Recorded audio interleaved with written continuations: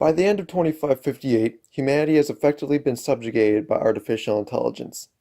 The Created, a faction consisting of Cortana and other like-minded AIs, have taken the entire known galaxy and its inhabitants hostage. The UNSC Infinity carries on board heroes from across the Halo universe, representing humanity's last stronghold. How could we have possibly let something like this happen, you may wonder to yourself? Well, I believe I have the answers to that. Without factoring in the technology advantage Cortana had, I have narrowed down the AI takeover to three major factors: the AI's original purpose, their knowledge of us, and their relationship with humans.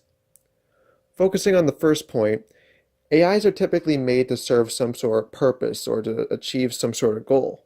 University of Washington professor Pedro Domingos addresses this when asked about the possibility of Skynet becoming a reality, saying that machines, no matter how intelligent they are, only use their intelligence to achieve the goals we set for them.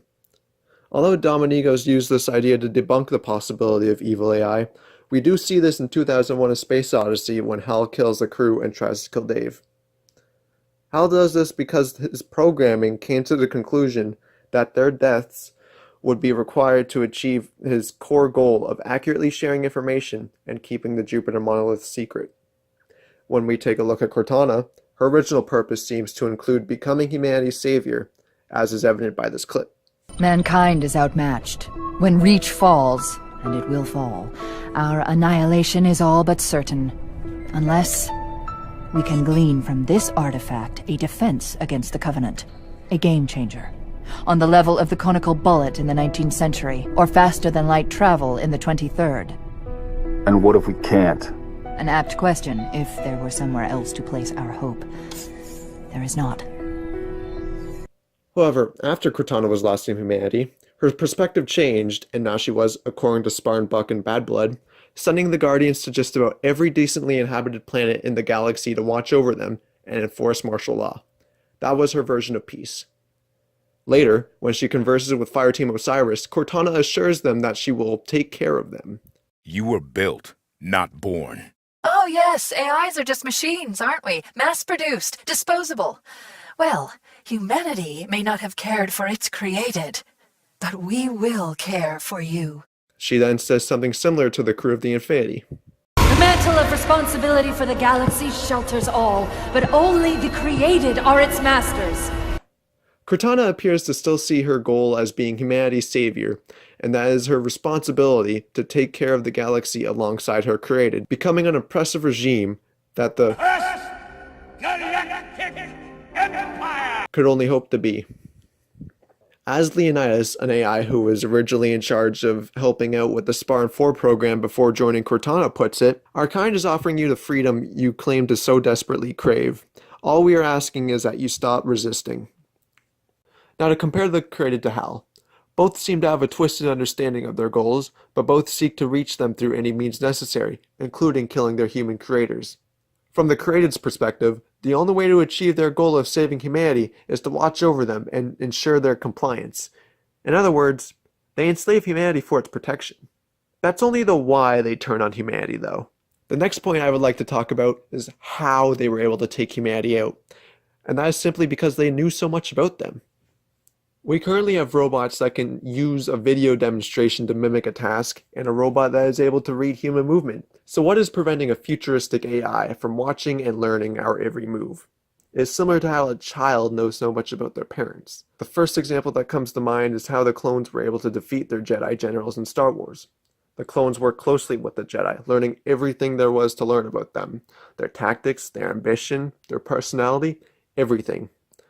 The clones were ready when Palpatine eventually flipped the switch on their chips because, as this trooper states, "If there's one thing we clones know, it's how to stop a Jedi." Stephen Hawking once commented on the development of AI, stating that it brings dangers like powerful autonomous weapons or new ways for the few to oppress the many. I find that the part about autonomous weapons is very true in this case because humanity gave Cortana and her AIs the tools to defeat themselves without a second thought. The AIs mastered these human-created tools and mastered their human creators at the same time. Leonidas, for example, had kept his allegiance with Cortana secret from the people on board the Spartan training station because, as Buck put it, he'd known exactly how they'd take it. They'd fight back, they shut him down completely. So, when he was eventually found out, he deprived a room of oxygen and killed the ones who knew. Also, for good measure, he rendered the station's commander unconscious by removing the oxygen from his quarters as well. Leonidas used the human station against them, just like how the rest of the created shut down ships, isolated bases, and became overseers for their once human companions. You may start to consider whether or not we should trust AIs moving forward, but that may already be out of the question. Humanity is a trusting species, and when a bond is created, it is harder to believe that one could betray you. To begin this point, I want to share what Harvard Business Review writer Roderick M. Kramer says about a human's ability to trust. He says that human beings are naturally predisposed to trust. It's in our genes and our childhood learning, adding that sometimes we have difficulty distinguishing trustworthy people from untrustworthy ones. To emphasize his point, Kramer uses an example of an infant immediately trusting its mother, and vice versa. This logic can be applied to the clone trooper example as well. Clones may not have necessarily been made by the Jedi, but they were made for the Jedi under the observation of a Jedi, and therefore the Jedi trusted their creations.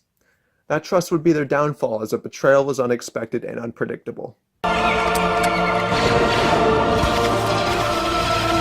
Meanwhile, in the Halo universe, humans created a vast amount of artificial intelligence and entrusted them with their equipment and lives. When one works so closely with an AI on a daily basis, it is hard to imagine that the AI would ever turn its projected back on humanity. Even the Master Chief, the name known to all throughout the galaxy, had worked with an AI to defeat the Covenant. Why wouldn't humanity trust AIs?